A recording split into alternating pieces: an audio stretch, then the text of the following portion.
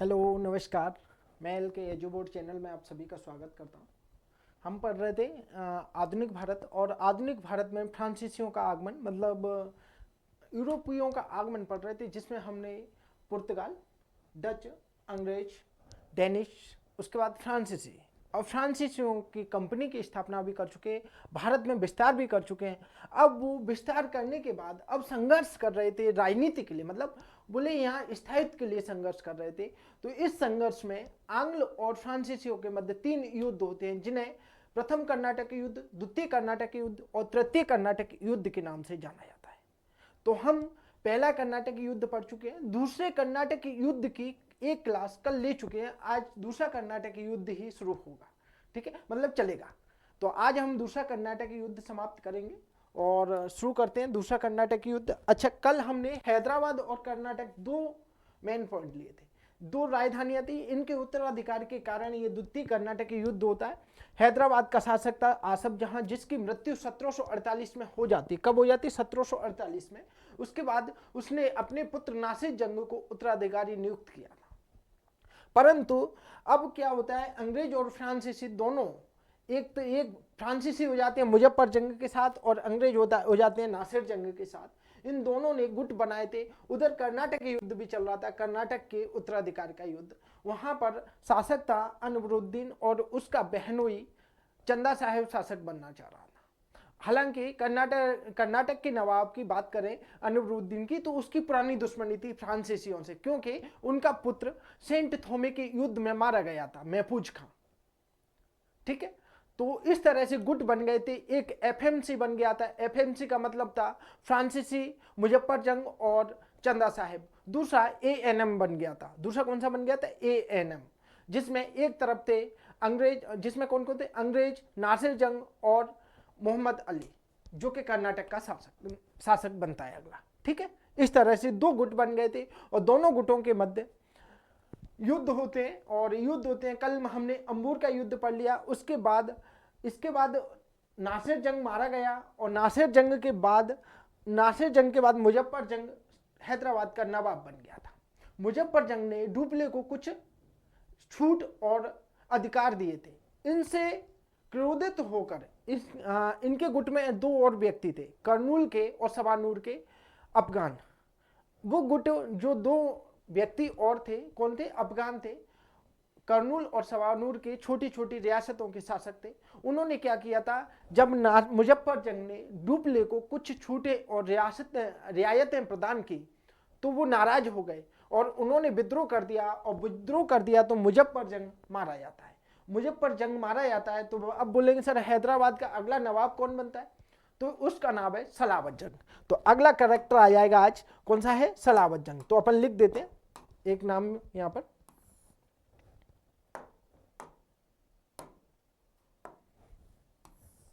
ठीक है, सलावत जंग।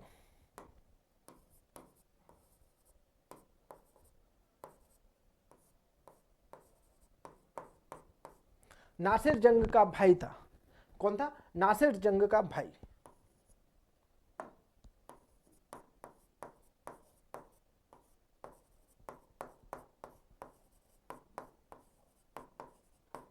ठीक है, ये दोनों मारे गए उत्तराधिकार के युद्ध में।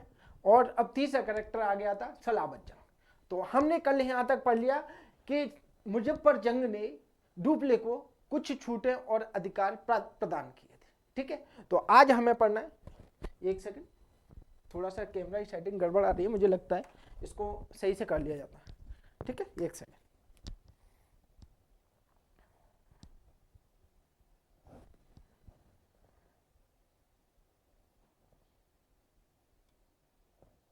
ठीक है, चलो अब ठीक है मेरे अकॉर्डिंग। चलो अब शुरू करते हैं।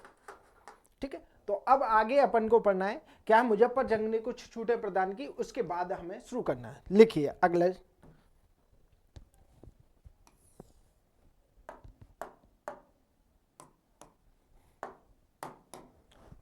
दिख रहा है ना? हाँ चलो लिखिए। इस प्रकार निजाम ने डुप्ले को प्रसन्न कर लिया। इस प्रकार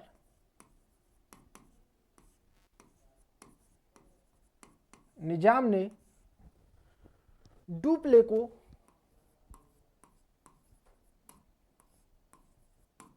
तो प्रसन्न कर लिया,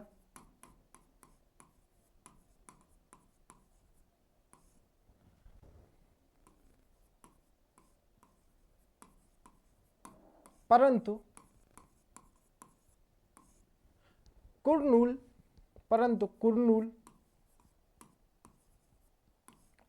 और सवानूर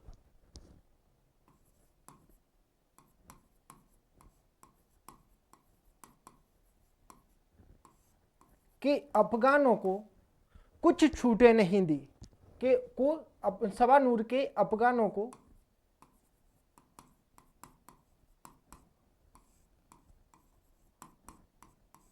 कुछ भी छूटें प्रदान नहीं की, कुछ भी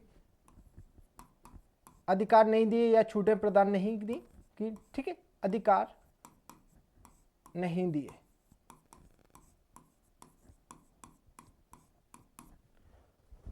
अफगानों को कुछ भी अधिकार नहीं दिए, जिस कारण, आगे लिखिए, जिस कारण अफगानों ने, अफगान कहाँ के थे?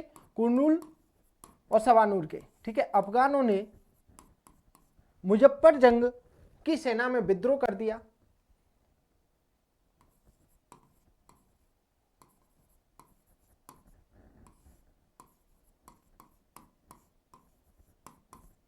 की सेना में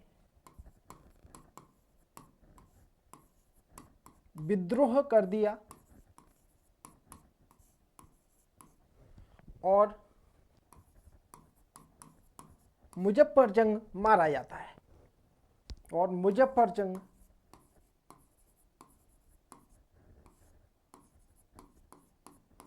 मारा जाता है, समझे? ठीक है, मुजफ्फरजंग की सेना में विद्रोह कर दिया और मुजफ्फरजंग मारा जाता है। किसने कर दिया था? कुरनूल और सवानूर के अफगानों ने, क्योंकि उनको कुछ भी नहीं दिया था, कोई भी अधिकार नहीं दिया, कोई भी छूट प्रदान नहीं किए थे। डुप्ले को तो तुमने बहुत सारी छूटें दे दी, इस कारण मारा गया था।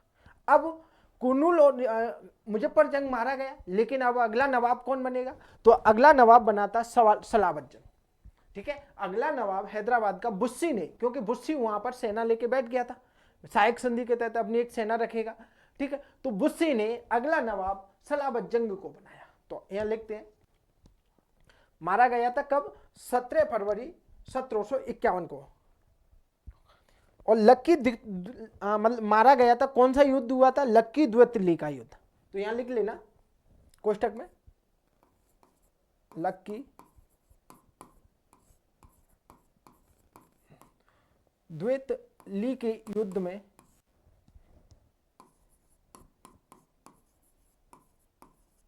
17 फरवरी 1751, 17 फरवरी 1751 कब मारा गया? लक्की द्वितली के युद्ध में 17 फरवरी 1751 को। कौन मारा गया? मुजफ्फरजंग, ठीक है। चलो अगला लिखो, जिस कारण, अगले पॉइंट पे आ जाइए, जिस कारण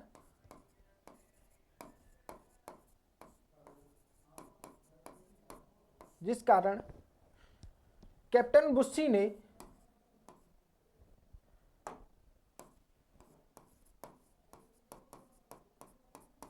बुस्सी कौन था? कैप्टन मतलब फ्रांसीसी सैनिक था, जो कि हैदराबाद में सैनिक अपनी सेना रख रहा था। वहां एक क्या बोल रहे, एजेंट के रूप में नियुक्त किया गया था, ठीक है, डुप्ले ने। बुस्सी ने सलावत जंग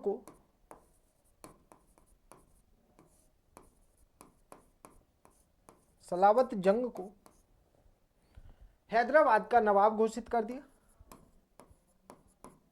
हैदराबाद का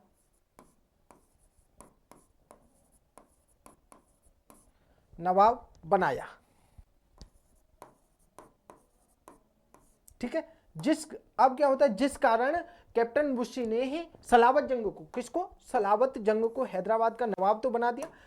अब इस बात से सलावत जंग खुश हो जाता है और सलावत जंग उत्तरी सरकार के 4 जिले किसको? डुप्ले को देता है, मतलब फ्रांसीसी कंपनी को देता है। तो लिखिए, सलावत जंग को हैदराबाद का नवाब बनाया।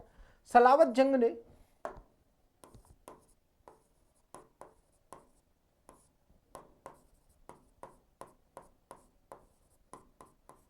खुश होकर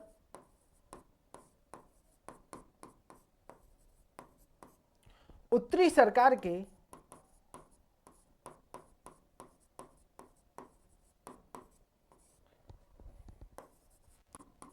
4 जिले, उत्तरी सरकार के 4 जिले, कोष्ठक में लिख लेना, उत्तरी सरकार के 4 जिले मुस्तफानगर, राजमुंद्री, एल्लोर, मुस्तफानगर,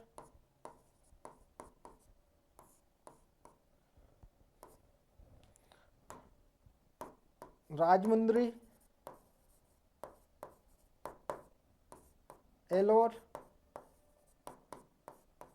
और एक और कौन सा था? मुस्तफानगर, राजमुंद्री, एल्लोर, एक और चीकाकोल, क्या नाम था वह? चीकाकोल।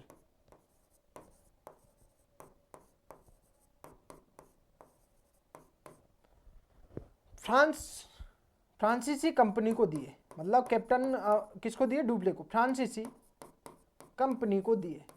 किसने दिए थे? सलावत जंग ने।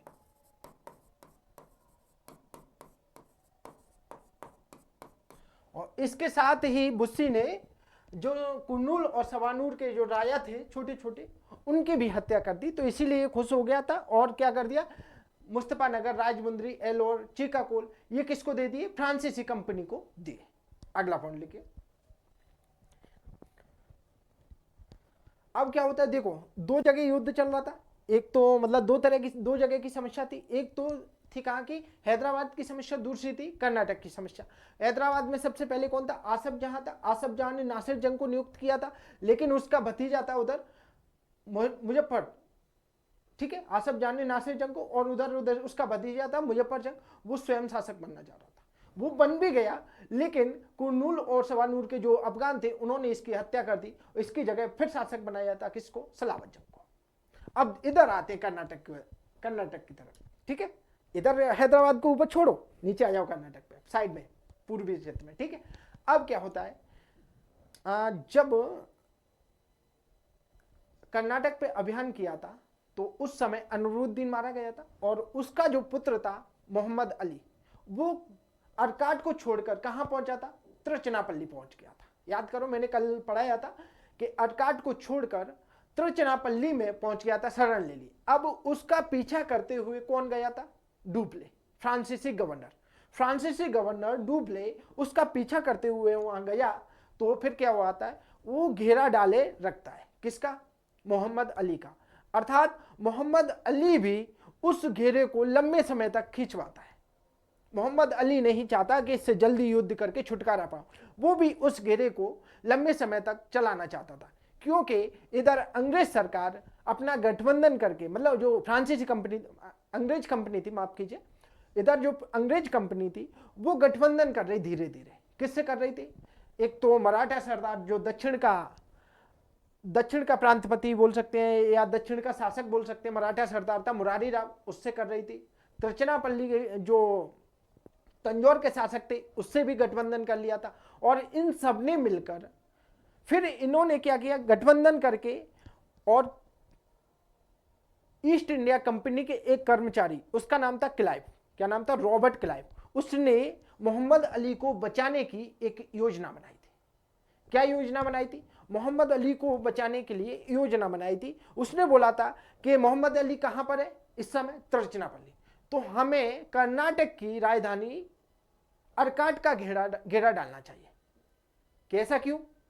तो अर्काट का घेरा इसलिए डालना है कि अगर हम अर्काट का घेरा डालेंगे तो हमें अर्काट मिल जाएगा, और जब तिरुचिरापल्ली से एफएमसी जो गुट था ना, एफएमसी मैंने बताया, फ्रांसीसी, मुजफ्फर जंग और चंदा साहब, इनका जो गुट था ना, तो वो गुट से सेना कहां आएगी? अर्काट आएगी। और अर्काट जब आएगी तो एफएमसी की सेना नीचे तिरुचिरापल्ली में कैसी पड़ जाएगी? कमजोर पड़ जाएगी, और हम दूसरा दल भेजकर अपने मोहम्मद अली को बचा लेंगे। इस बात को ईस्ट इंडिया कंपनी के गवर्नर ने, मतलब उस समय मद्रास के गवर्नर ने स्वीकृति दे दी थी। देख रहे हो, एक कर्मचारी की जो योजना थी ना, उसको भी स्वीकृति दे दी। और हमारे यहाँ पद देखा जाता है, जिसका जितना बड़ा पद, चाहे उसकी बातें या योजना कितनी भी खराब क्यों ना हो, लेकिन उसकी मान्य रहेगी। नीचे वाले कर्मचारी कोई मतलब नहीं है, हायरार्की चलती है यहाँ पर, हायरार्की, समझे। तो उस कर्मचारी के बाद, उस समय कर्मचारी था रॉबर्ट क्लाइव, लिपिक था, लिपिक, ठीक है। उसकी बात मान ली और योजना अनुसार काम किया था, और मोहम्मद अली को बचा लिया जाता है। चंदा साहब मारा जाता है। चंदा साहब मतलब उस समय क्या होता है, जो डुप्ले था ना, डुप्ले कहीं चला जाता है और वहां पर फिर तिरुचिरापल्ली पे अभियान करते हैं। कौन? ईस्ट इंडिया कंपनी, एक दल पूरा अभियान करते हैं। तो वहाँ चंदा साहब आत्मसमर्पण कर देता है और चंदा साहब की आत्महत्या, मतलब वहाँ हत्या कर दी जाती है।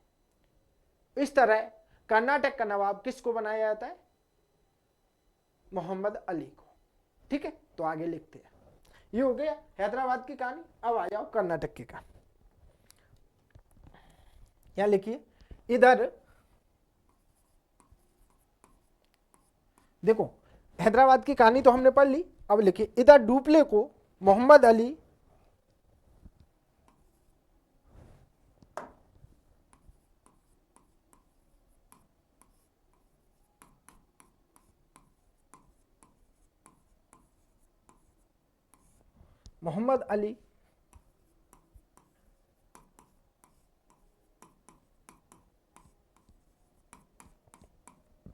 वार्ताओं में फंसाए रखता है, वार्ताओं में लंबे समय तक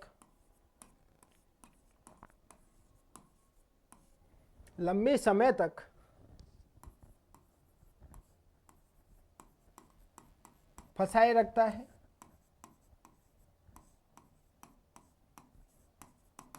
ठीक है ना। इधर डुप्ले को मोहम्मद अली लंबे समय तक वार्ताओं में फंसाए रखता है। इस अवधि में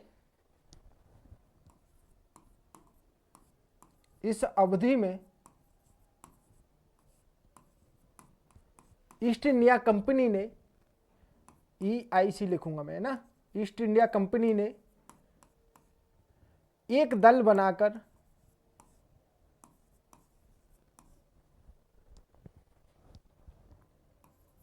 या गठबंधन बनाकर मोहम्मद अली को बचाने की योजना बनाई।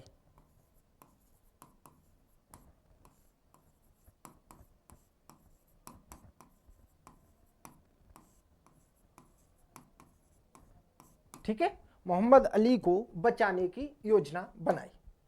अब देखो क्या कौन कौन थे उस गठबंधन में। ईस्ट इंडिया, अब गठबंधन नाम लिखेंगे अपन और उसके बारे में लिखेंगे।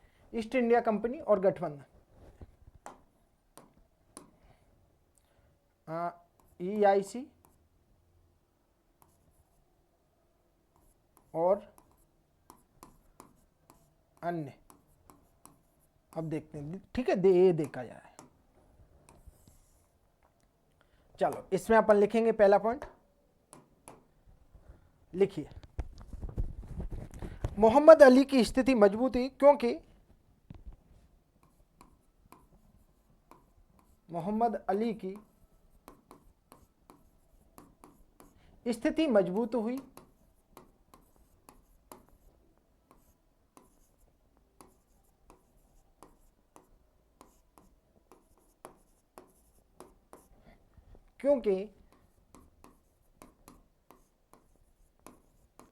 क्योंकि अंग्रेजों के साथ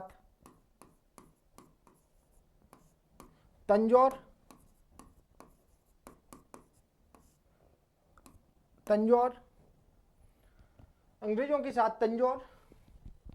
मराठा सरदार मुरारी राव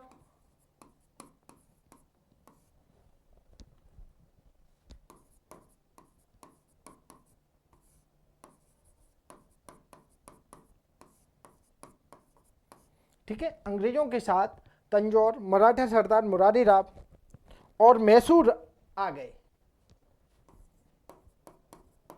और मैसूर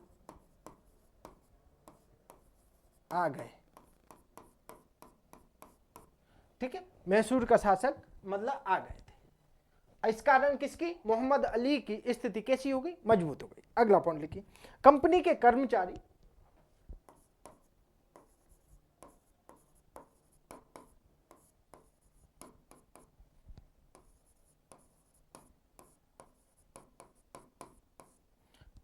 कर्मचारी रॉबर्ट क्लाइव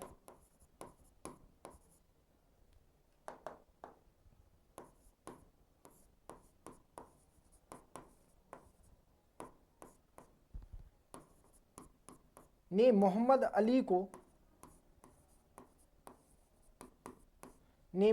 अली को बचाने की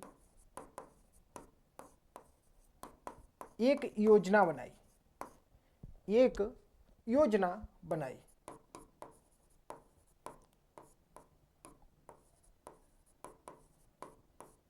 बंधु लेकिन देखो, चैनल को लाइक शेयर सब्सक्राइब जरूर कर देना, इतनी मेहनत की जा रही है आपके प्रति, और आपसे कोई भी चार्ज नहीं लिया जा रहा है। आपको सारी क्लास मिलेंगी फ्री में, है ना, सारी क्लास उपलब्ध कराएंगे। बस आपसे यही मांग रहे हैं कि लाइक शेयर सब्सक्राइब, थोड़ा सा अपने फीडबैक जरूर दिया करें, है ना, कि हमें अक्सर इस तरह से इसमें ये सुधार भी किया जा सकता है, तो थोड़ा सा हमें पढ़ाने में और अच्छा लगेगा, थोड़ा सा फील होगा फिर कि नहीं यार अच्छा पढ़ा रहे हैं, खुद की तारीफ करेंगे फिर। ठीक है, चलो। कर्मचारी रॉबर्ट क्लाइव ने मोहम्मद अली को बचाने की एक योजना बनाई,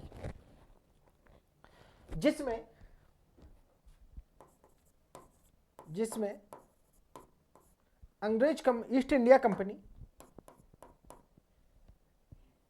ईस्ट इंडिया कंपनी अर्काट का घेरा डालेगी।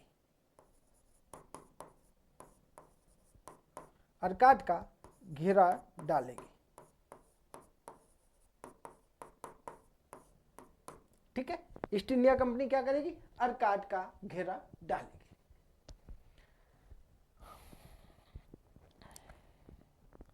अब अर्काट का घेरा डालेगी तो बोले सर अर्काट का घेरा क्यों डाल रही है, क्योंकि मोहम्मद अली तो तिरछनापल्ली है।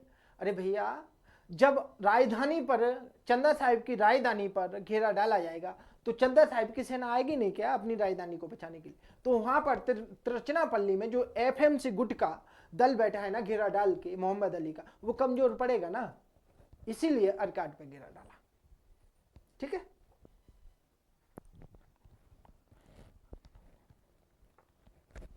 जिस कारण, इसी में लिखिए, जिस कारण तिरछनापल्ली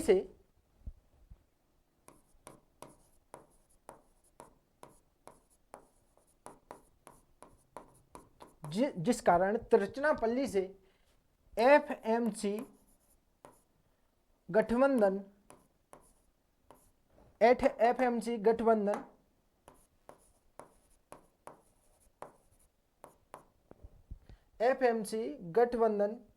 की सेना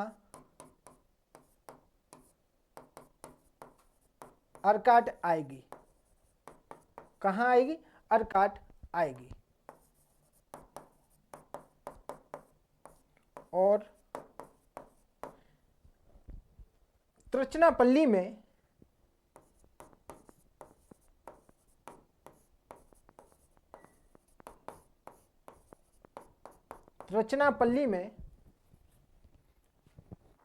एफएमसी गुट की सेना कमजोर पड़ेगी। अब एफएमसी के बारे में नहीं पूछना है आपको कि सर एफएमसी क्या है, पिछली क्लास में पूरा बताया मैंने, फ्रांसीसी, चंदा साहेब, मुजफ्फरजंग, इसका गठबंधन था। ठीक है, एफएमसी की सेना कमजोर पड़ेगी।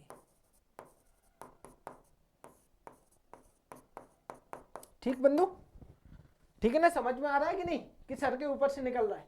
अरे सर के ऊपर से तो वैसे ही निकलना है, लेकिन आप ईमानदारी से पढ़ोगे ना तो हर चीज समझ में आएगी। चलो,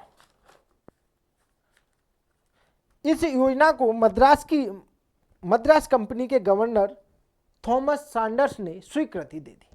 अब योजना बनाई थी, देख रहे हो, गवर्नर ने कर्मचारी की बात मान ली थी। और अगर यहां ऐसी होती ना, बोले तुम कौन हो, एक तुच्छ कर्मचारी, आपकी बात क्यों मानी जाए, क्या है आपकी बात? और वहां एक कर्मचारी की बात मान रहे, इसीलिए ईस्ट इंडिया कंपनी ने भारत में 250 वर्षों तक शासन किया था। समझ में आया? बात का महत्व दिया जाता था। कुछ ज्यादा बोल गया क्या? ज्यादा बोल गया? चलो ठीक है, लिखते हैं, ज्यादा नहीं बोला। इस योजना को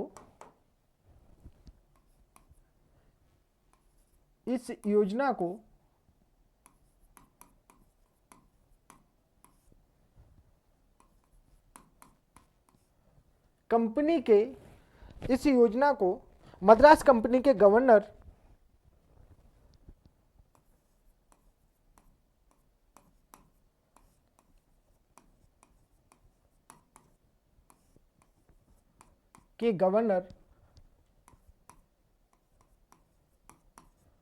थॉमस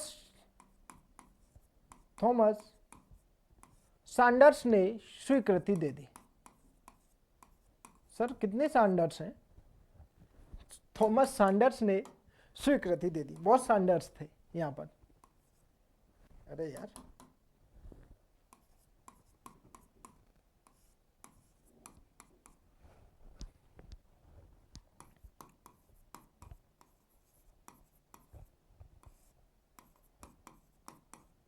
ठीक है, थॉमस सैंडर्स ने स्वीकृति दे दी। अब क्या होता है भाई?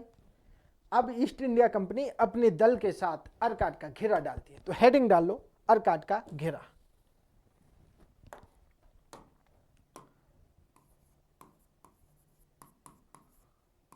अर्काट क्या थी? कर्नाटक की राजधानी। अर्काट का घेरा।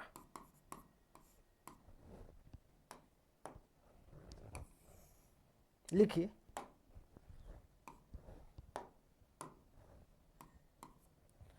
डैश करके लिखिए अर्काट के घेरा में 31 अगस्त से 14 नवंबर 1751 तक। कब तक? 31 अगस्त से 14 नवंबर तक 1751 में अर्काट का घेरा डालते हैं। कौन? East India company. तो लिखिए इसमें पहला पॉइंट, इस स्वीकृति के बाद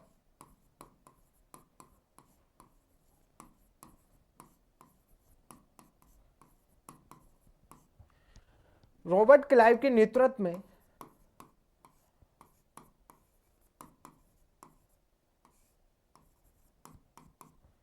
के नेतृत्व में 500 सेना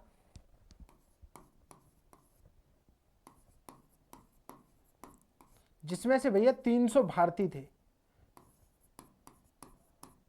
ठीक है ना। 500 सेना अर्काट के घेरा डालने के लिए निकलती है।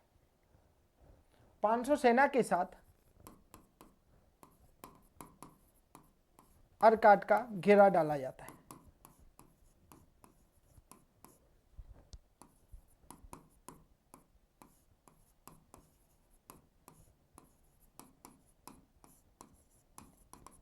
ठीक है ना, 500 सेना के साथ अर्काट का घेरा डाला जाता है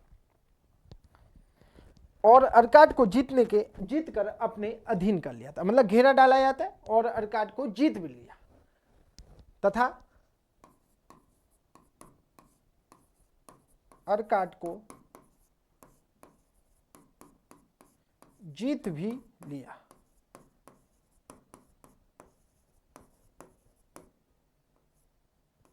ठीक बंधु, समझ में तो आ रहा है कि सर के ऊपर से निकल रहा है? ठीक, चलो आगे लिखो। इसकी जानकारी मिलने पर, अब देखो चंदा साहब कहाँ बैठा था? तिरुचिरापल्ली। डुप्ले भी तिरुचिरापल्ली। इसकी जानकारी मिलने पर चंदा साहब ने अपने पुत्र के नेतृत्व में, रया खां उसका पुत्र था, रया खां के नेतृत्व में सेना भेजी जाती है। कहाँ? अर्काट के लिए। तो लिखिए, चंदा साहब को जानकारी मिलने पर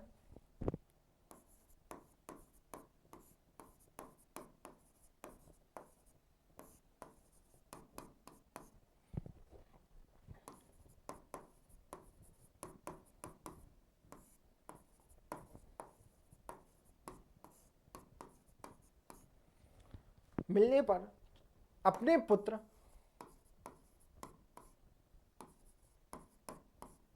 रजा खां, क्या नाम था, रजा खां के नेतृत्व में ईस्ट इंडिया कंपनी के विरुद्ध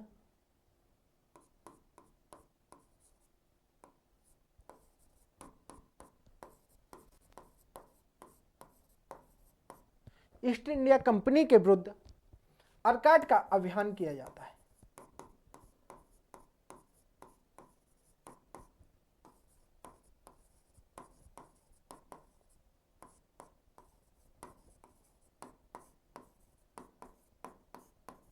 ठीक है ना, किसका अभियान किया जाता है, अर्काट का अभियान किया जाता है। एक सेकंड,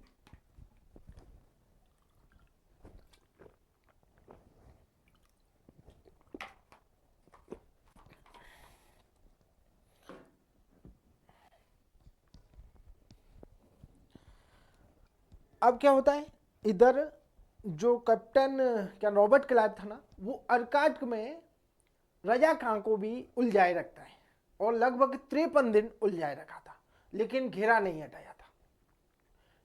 घेरा नहीं हटाया किसने, रॉबर्ट क्लाइव ने, और रजा खां परेशान होकर वापस लौट जाता है। तो लिखिए अगला पॉइंट, रॉबर्ट क्लाइव ने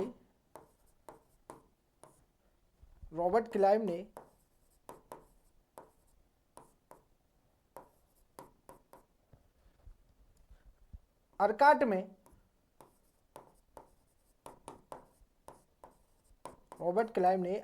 में रजा खां को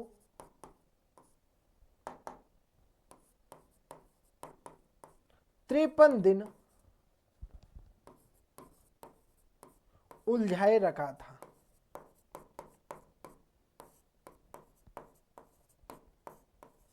ठीक है, कितना रखा था, 53 दिन उलझाए रखा था। किसने, रॉबर्ट क्लाइव, जिससे परेशान होकर मतलब उलझाए रखा था, जिस कारण रजा खां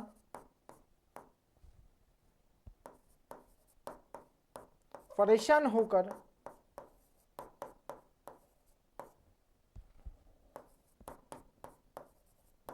वापस लौट जाता है। कहां, वापस लौट जाता है, मतलब कुछ भी निर्णय नहीं निकला और रजा खां वापस लौट गया और अर्काट पे घेरा डला रहा। किसका, रॉबर्ट क्लाइव का। अगला पॉइंट देखिए, इस कारण अर्काट लौट जाता है और इस तरह लौट जाता है और इस तरह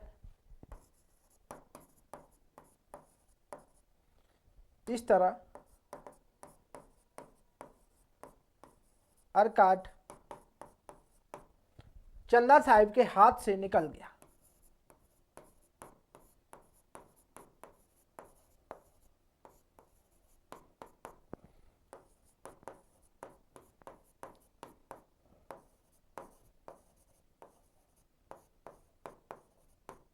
ठीक है, और इस तरह अर्काट चंदा साहिब के हाथ से निकल गया था। अब चंदा साहिब के पास अर्काट नहीं था, अर्थात उसकी राजधानी यहां से चली गई। अब लिखिए, अर्काट जीतने के बाद क्लाइव और लॉरेंस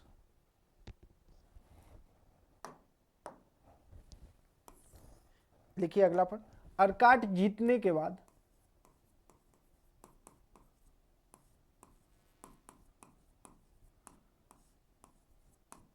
अर्काट क्या थी, कर्नाटक की राजधानी थी, इसलिए बार बार अर्काट बोल रहा हूं मैं, है ना।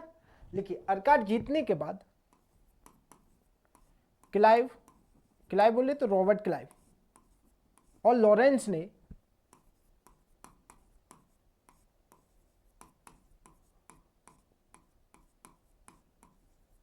त्रिचनापल्ली का अभियान शुरू किया।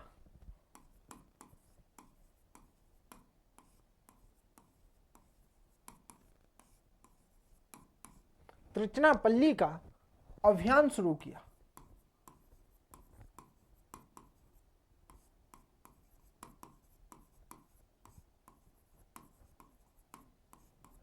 ठीक है, क्लाइव और लॉरेंस ने त्रिचनापल्ली का अभियान शुरू किया था। जून 1752 में त्रिचनापल्ली पर अधिकार कर लेते हैं। इस बीच देखना, यहां लिख देना, जून 1752 में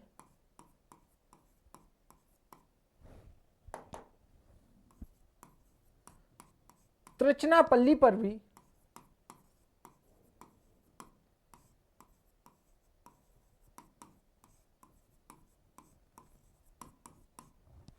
अधिकार कर लेते हैं, अधिकार कर लेते हैं। ठीक है, अब इस बीच क्या होता है भैया, त्रिचनापल्ली पर सिंपल अधिकार तो नहीं किया होगा, युद्ध हुआ होगा, युद्ध में आत्मसमर्पण, किसी को कोई मारा गया होगा, तो वो घटना लिखते हैं अपन। ठीक है, अगला पॉइंट लिखिए,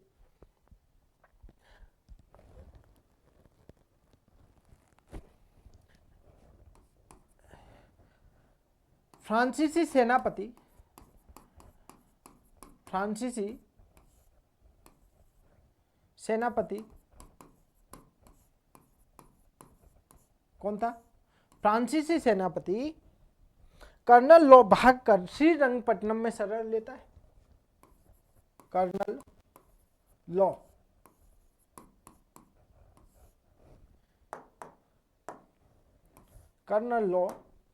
भागकर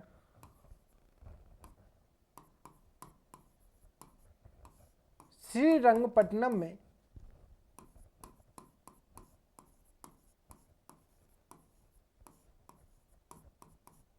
शरण लेता है।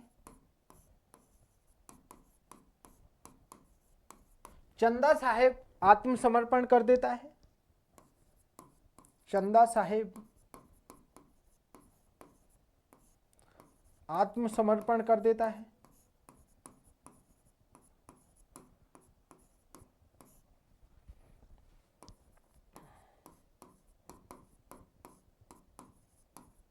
ठीक है, आत्मसमर्पण कर देता है, जिसे तंजौर के शासक मार देते हैं, जिसे तंजौर के शासकों द्वारा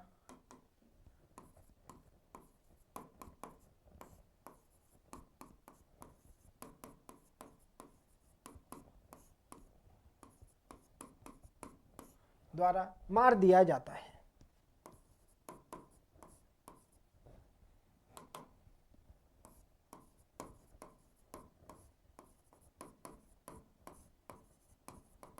ठीक है, तंजौर के शासकों द्वारा मार दिया जाता है।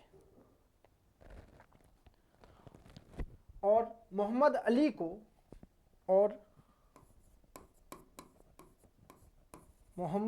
को कर्नाटक का नवाब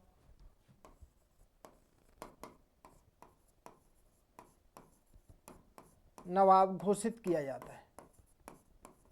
देख रहे हो कैसे बाजी पलट गई थी, फ्रांसीसियों के हाथ में थी पूरी बाजी, और वो तुरंत पलटने में देर नहीं लगी थी। किसके? रॉबर्ट क्लाइव की योजना के तहत घोषित किया जाता है। किसको? मोहम्मद अली को कर्नाटक का नवाब घोषित कर दिया जाता है। ठीक है, इसके अलावा देखा जाए तंजौर के शासकों द्वारा इसकी हत्या कर दी जाती है। किसकी? चंदा साहिब की। आत्मसमर्पण किया था चंदा साहिब ने। ठीक है, जिसे तंजौर के शासकों ने हत्या कर दी। और क्या है? और देखा जाए त्रिचनापल्ली पर 1752 में अधिकार कर लिया। इस तरह से हमने दूसरा भी पढ़ लिया। अब क्या होता है? अब डुप्ले के शांत बैठने वाला था। आपको लगता है डुप्ले शांत बैठेगा? अभी टाइम है ना अपने पास? हाँ, अभी तो बहुत टाइम है, हो सकती है आराम से अपनी क्लास पूरी हो जाएगी। थोड़ा सा बस 20 मिनट की क्लास और बची, पूरी कंप्लीट करके ही आज दम लेंगे, अन्यथा हमारा फिर 3 क्लास हो जाएंगी द्वितीय कर्नाटक युद्ध की। ठीक है, तो लिखिए अब क्या होता है। डुप्ले शांत बैठने वालों में से नहीं था। डुप्ले ने तंजौर को तटस्थ रख दिया था। बोले उसके साथ कोई भी ऐसा व्यवहार नहीं करेंगे, आप तटस्थ रहिए, ना तो हमारे साथ ना अंग्रेजों के साथ। ठीक है, उसने मराठा सरदार मुरारी राव को अपने पक्ष में कर लिया था। किसको? मराठा सरदार मुरारी राव को अपने पक्ष में कर लिया था, और मैसूर को भी अपने पक्ष में कर लिया। इस प्रकार 31 दिसंबर 1752 को त्रिचनापल्ली पर घेरा डालना आरंभ कर दिया था। किसने? डुप्ले ने, 31 दिसंबर 1752 को। ये कब? जून 1752 की घटना थी। अब क्या होता है, लिखिए अगला पॉइंट, इसमें चलते हैं अपन, लिखते हैं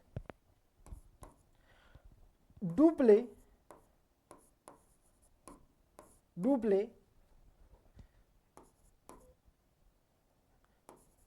तंजौर को तटस्थ रखकर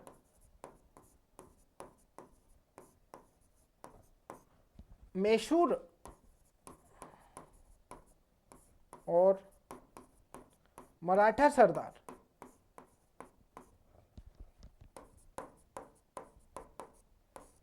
मुरारी राव को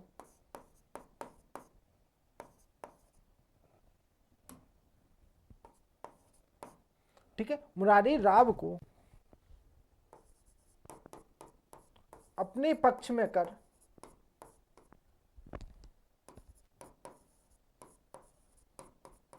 31 दिसंबर 1752 को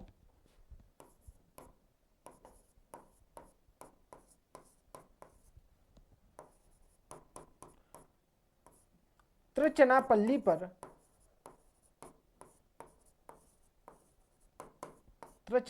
पर घेरा डालना शुरू करता है।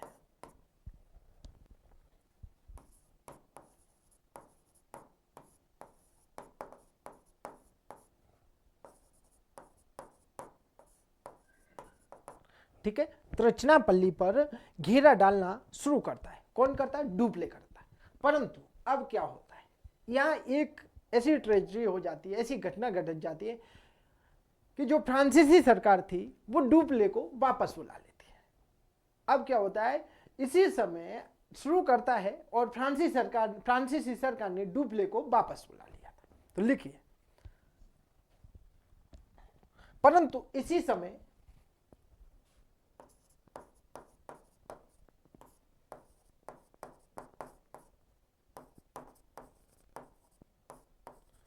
फ्रांसीसी सरकार ने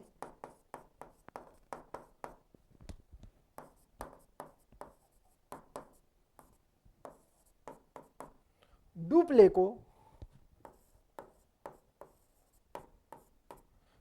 को वापस बुला लिया।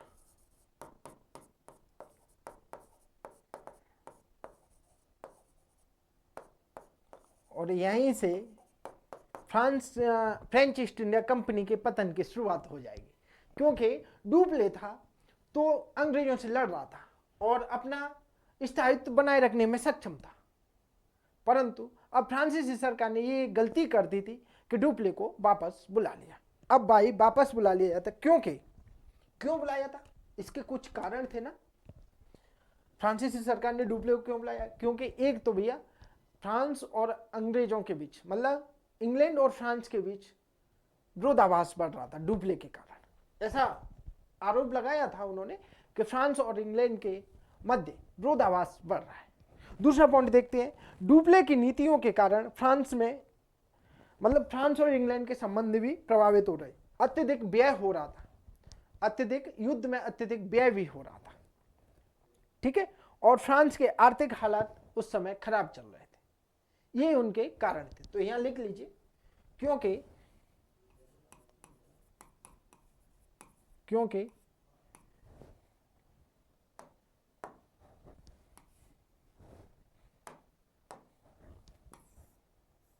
पहला पॉइंट लिखिए, युद्ध में अत्यधिक व्यय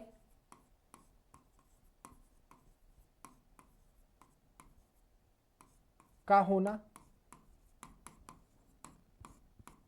ठीक है, फ्रांस सरकार की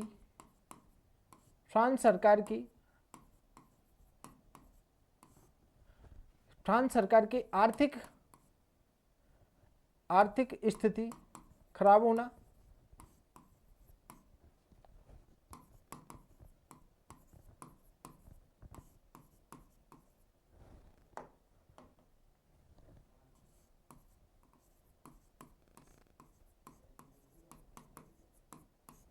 ठीक है, अगला पॉइंट लिखिए, डुप्ले के कारण, ऐसा बताया गया है, डुप्ले के कारण फ्रांस और इंग्लैंड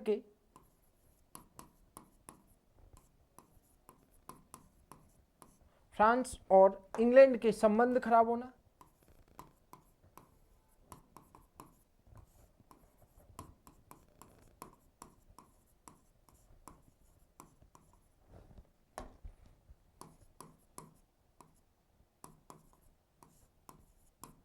ठीक है, फ्रांस और इंग्लैंड के संबंध खराब होना, ये कारण थे डुप्ले को वापस बुलाने के। अब डुप्ले तो वापस चला गया।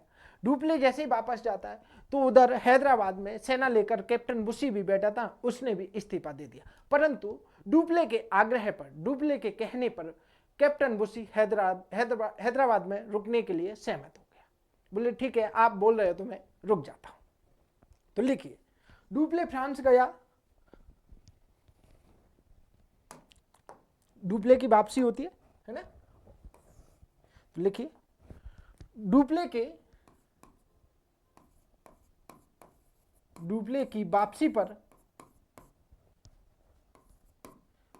के कारण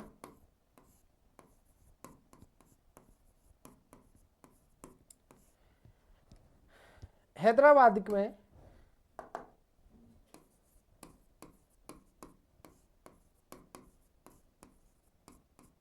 कैप्टन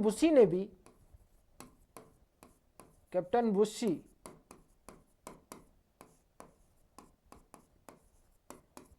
भी इस्तीफा दे दिया।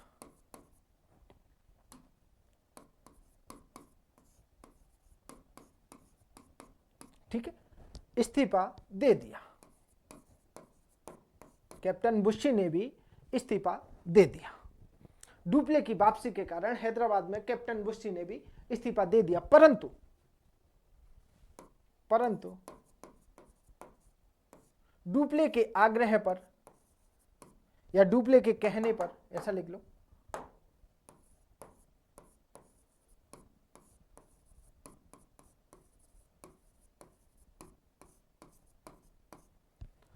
बुशी ने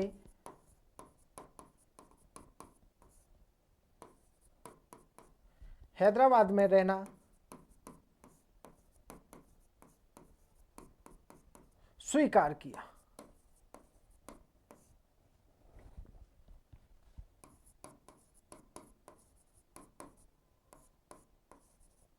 ठीक है ना, हैदराबाद में रहना स्वीकार किया था।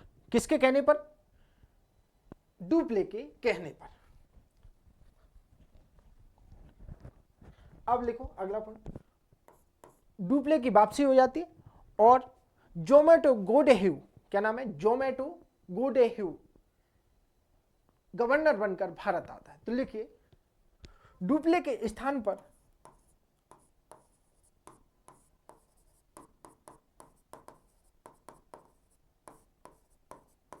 जोमेटो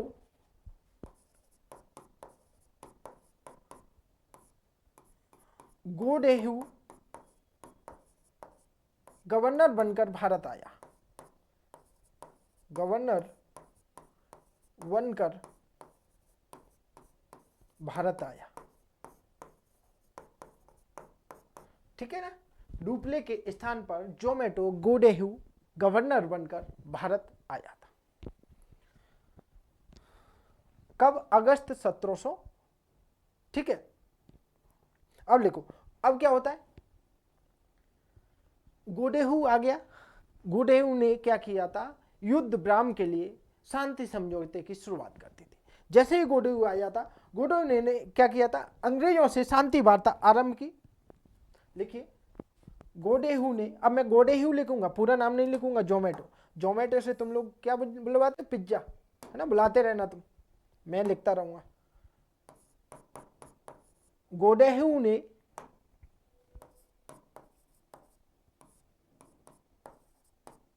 आते ही अंग्रेजों से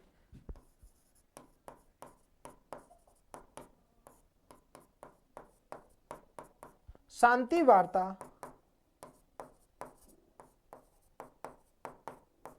शुरू कर दी।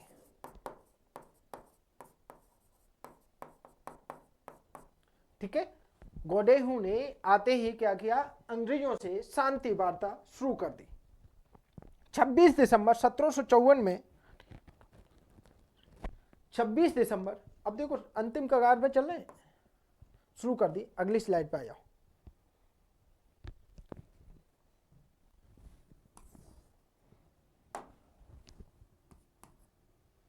26 दिसंबर 1754 में पांडिचेरी में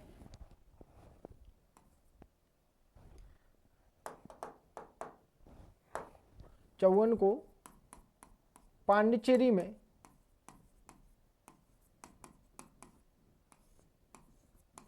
पांडिचेरी की संधि होती है।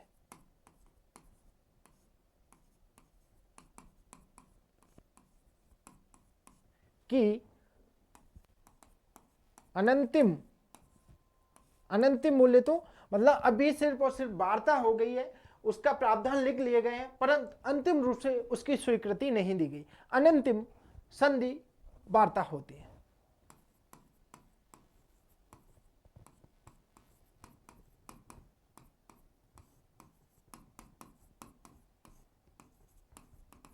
ठीक है ना, अनंतिम संधि वार्ता होती है, जिसे 11 जनवरी, अगला पॉइंट लिखे, जिसे 11 जनवरी 1750 को, उस माफ कीजिए 1755 को, 11 जनवरी 1755 को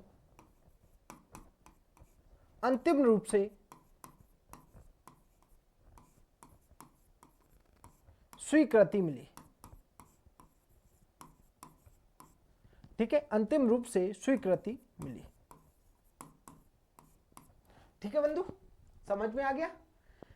26 दिसंबर 1754 को दोनों के मध्य अनंतिम रूप से संधि वार्ता हो गई थी, प्रावधान लिख लिए गए थे, लेकिन अंतिम रूप से स्वीकृति कब मिली, 11 जनवरी 1755 को।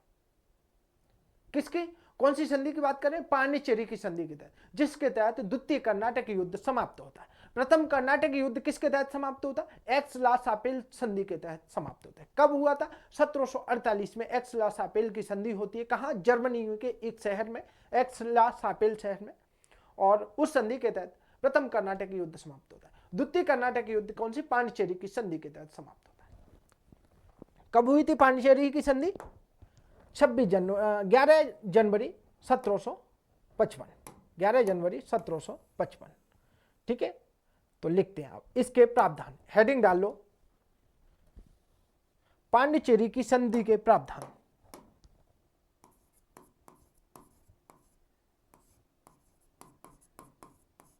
दिख रहा है, पांडिचेरी की संधि के प्रावधान।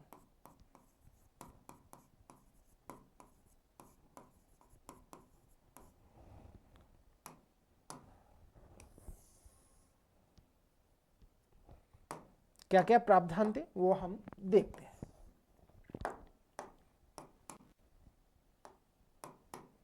चलो, पहला प्रावधान लिखिए,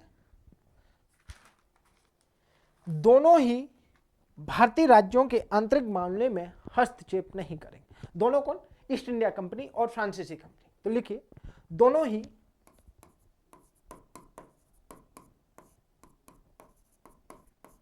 भारतीय राज्यों के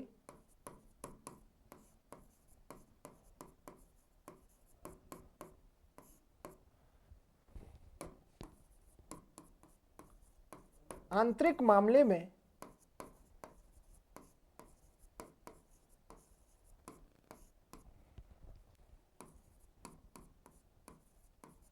हस्तक्षेप नहीं करेंगे।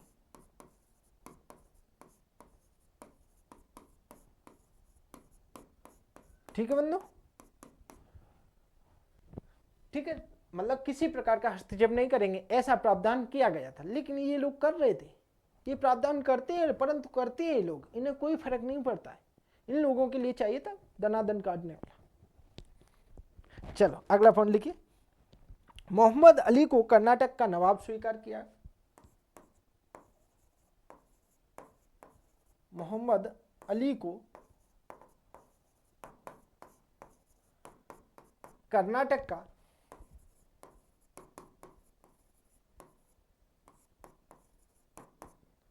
नवाब स्वीकार किया गया।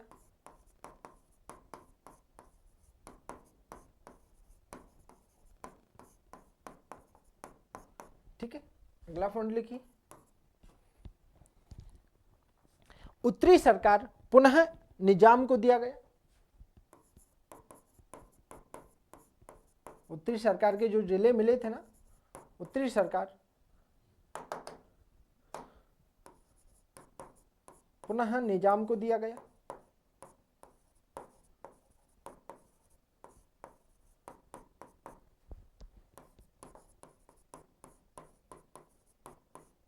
ठीक है ना, उत्तरी सरकार पुनः किसको दिया? निजाम को दिया गया। एक दूसरे के विजित प्रदेश पुनः पुनः लौटाए गए। एक दूसरे द्वारा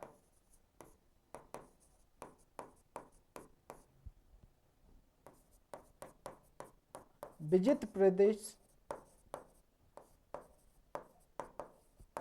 पुनः लौटाए गए।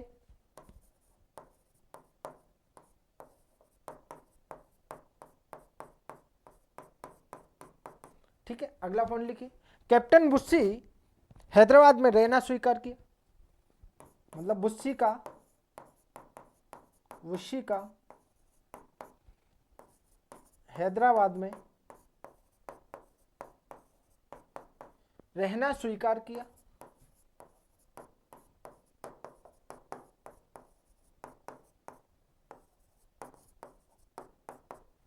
बुस्सी का हैदराबाद में रहना स्वीकार किया। भारतीय राजाओं द्वारा दी गई उपाधियां लौटा दी गई।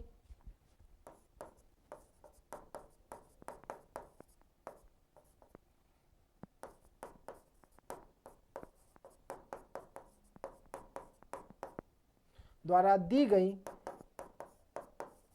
उपाधियां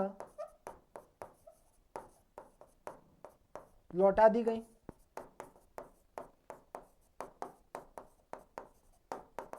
ठीक है, भारतीय राजाओं द्वारा दी गई उपाधियां लौटा दी गई। अब देखो, संधि हो गई पांडिचेरी की। अब इस संधि का महत्व क्या था? पांडिचेरी की संधि के तहत द्वितीय कर्नाटक युद्ध समाप्त हो गया। अब इसमें किसकी शक्ति सर्वमान्य रही थी, वो भी अपन थोड़ा महत्व लिख लेते हैं। ठीक है, तो लिखिए महत्व, हेडिंग डालो महत्व।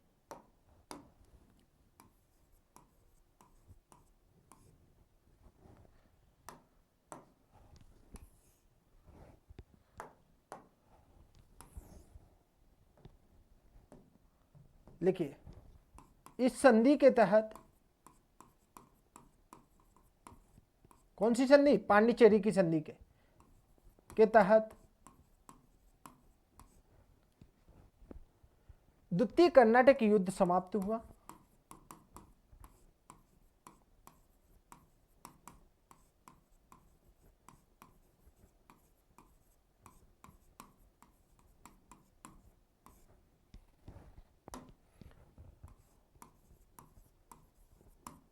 ठीक है, द्वितीय कर्नाटक युद्ध समाप्त हुआ।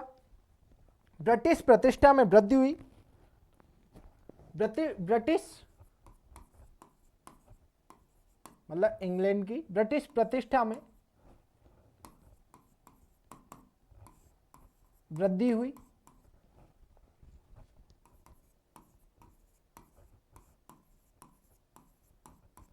तथा फ्रांस की प्रतिष्ठा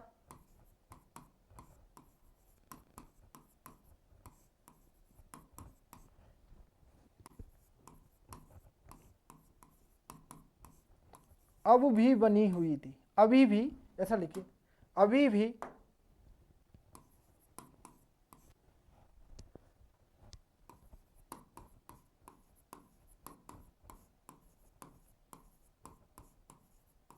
ठीक है, फ्रांस की प्रतिष्ठा अभी भी बनी हुई थी। पांडिचेरी, कराईकल, कर्नाटक, उत्तरी सरकार इलाके फ्रांस के नियंत्रण में रहे थे। क्यों बनी हुई थी? क्योंकि थोड़ा सा दिखा दिया है भाई, इनकी प्रतिष्ठा क्यों बनी रही? क्योंकि पांडिचेरी क्योंकि पांडिचेरी, कराईकल और उत्तरी सरकार के जिले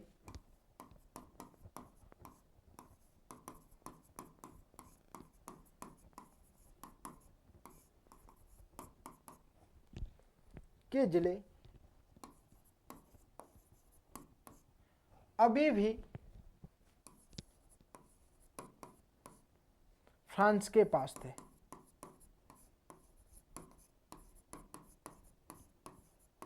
ठीक है, अभी भी फ्रांस के पास थे।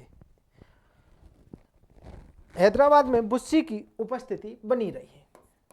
हैदराबाद में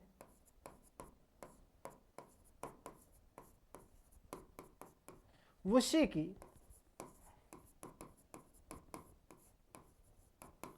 उपस्थिति बनी रही।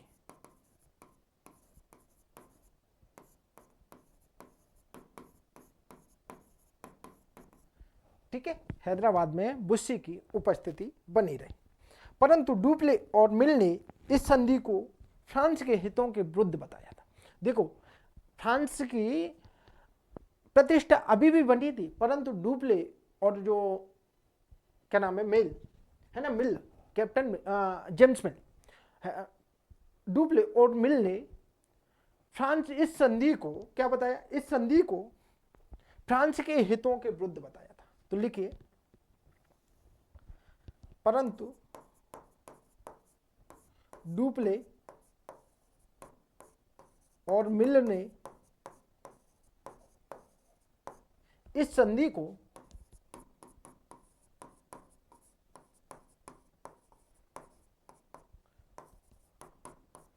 फ्रांस के हितों के विरुद्ध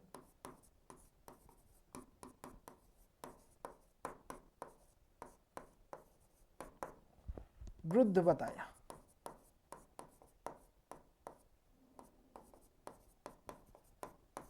ठीक बंदा, क्या बताया, फ्रांस के हितों के विरुद्ध बताया। डुप्ले ने क्या बोला, लिख लेते हैं। डुप्ले का कथन क्या था,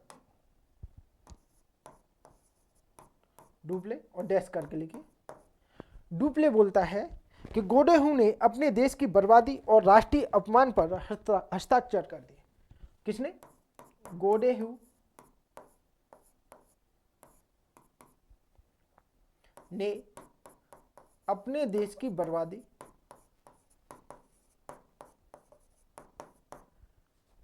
और अपने देश की बर्बादी और राष्ट्रीय अपमान पर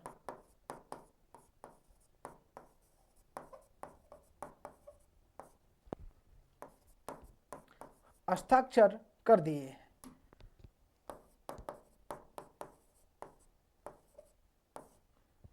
कर दिए हैं, कौन बोलता है, डुप्ले बोलता है। ठीक है, अपनी देश की बर्बादी और राष्ट्रीय अपमान पर हस्ताक्षर कर दिए हैं। किसने बोला, डुप्ले ने बोला है। किसके विरुद्ध, गोडेहू। और मिल क्या बोलता है, मिल ने लिखा था, मिल और डैश करके लिखो, मिल बोलता है ईस्ट इंडिया कंपनी को वो सब मिला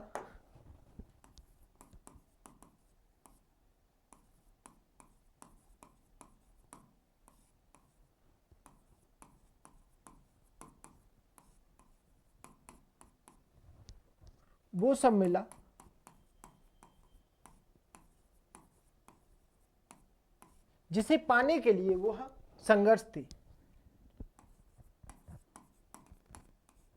जिसे पाने के लिए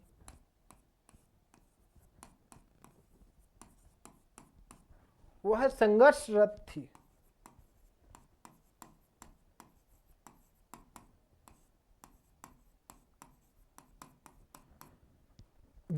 वहीं फ्रांसीसियों ने वह सब खोया,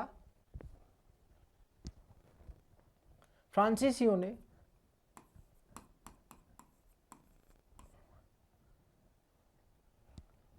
वह सब खोया जिसे वह अब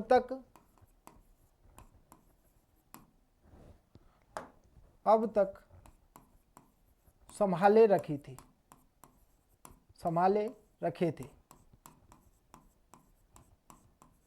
ठीक है, ये किसने बोला? मिल ने बोला था।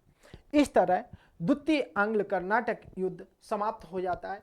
बस एक छोटा सा टॉपिक बचा है, वो था, मतलब इसी में छोटा सा topic in the sense Dupleix की कहानी, डुप्ले का मूल्यांकन बचा है। तो मैं चाहता हूं कि उसको अभी टाइम है क्या, 5 मिनट और दे सकता हूं? हाँ, तो लिख लो आप डुप्ले का मूल्यांकन और लिख लो, 5 मिनट की थोड़ा सा बचा हुआ है। मैं चाहता हूं कि डुप्ले भी इस समय खत्म हो जाए, बाद में डुप्ले की कहानी नहीं आए हमारे पास, क्योंकि वो बहुत पावरफुल इंसान था और बाद में याद करेंगे तो हमें याद आएगा और दुख होगा। तो इसलिए अभी पढ़ लेते। तो हेडिंग डाल लो डुप्ले का मूल्यांकन।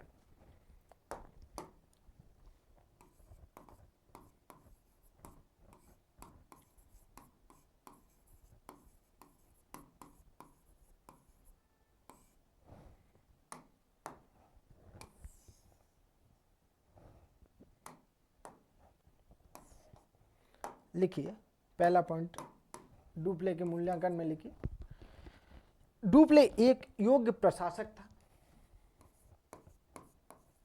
डुप्ले एक योग्य प्रशासक था। जो गोडे हुए ना, वो कैसे थे? अयोग्य थे। गोडे अयोग्य साबित हुआ था गोडे, इसलिए तो संधि करनी पड़ी थी। अगला पॉइंट लिखिए, एल पिस्टन के अनुसार अनुशासित सैनिकों का प्रयोग करने वाला, एल फिस्टन लिखता है,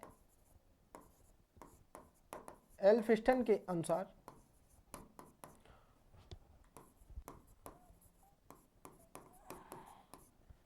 डुप्ले अनुशासित सैनिकों का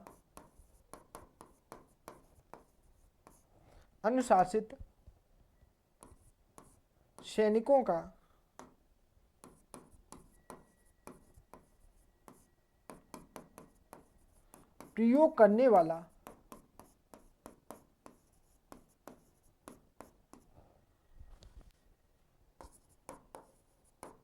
प्रथम व्यक्ति था।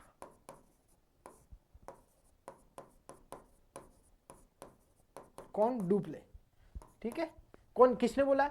एल फिस्टन ने बोला। अगला पॉइंट लिखिए, यह प्रथम व्यक्ति था जिसका मानना था कि व्यापारिक एकाधिकार हेतु प्रादेशिक अधिपत्य और राज्यों पर अधिपत्य जरूरी है। मतलब ऐसा प्रथम व्यक्ति था जिसने माना था कि व्यापारिक एकाधिकार स्थापित करना है तो प्रादेशिक अधिपत्य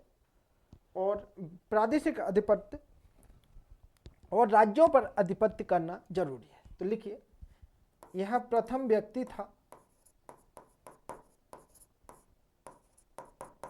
जिसका मानना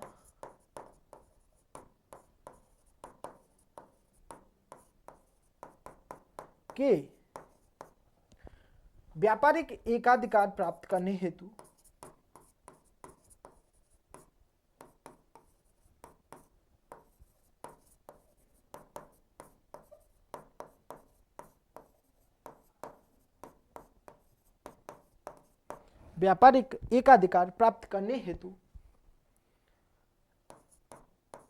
राज्यों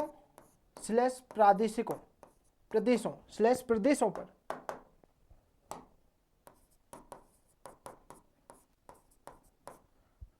अधिपत्य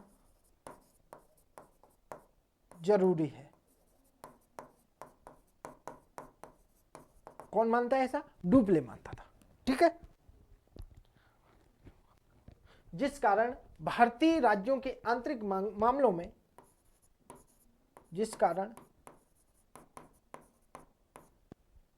भारतीय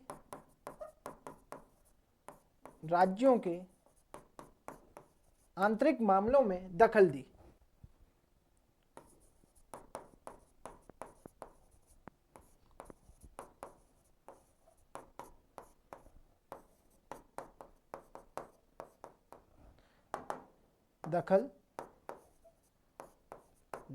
किसने दी थी? डुप्ले ने दी थी।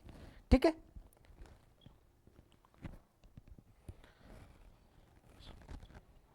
अगला पॉइंट एक और लिख लो, इसने ही सर्वप्रथम सहायक संधि की शुरुआत की थी।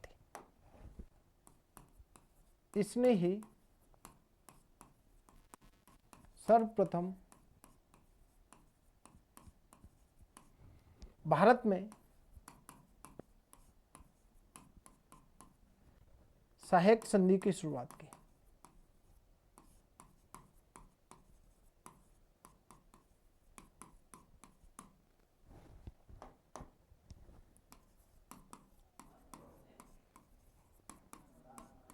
ठीक है, और इसने ही तटों को छोड़कर आंतरिक मामले में दखल दी। तो लिखिए, इसने ही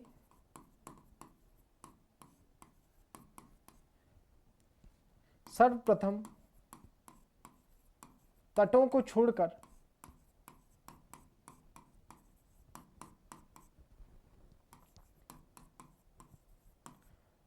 आंतरिक प्रदेशों में छोड़कर आंतरिक प्रदेशों में दखल अंदाजी की।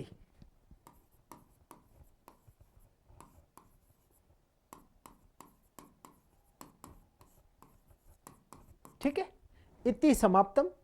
द्वितीय कर्नाटक युद्ध समाप्त हो चुका है, द्वितीय अध्याय हमारा समाप्त हो चुका है। अब आगे हम मिलेंगे तृतीय कर्नाटक युद्ध के साथ।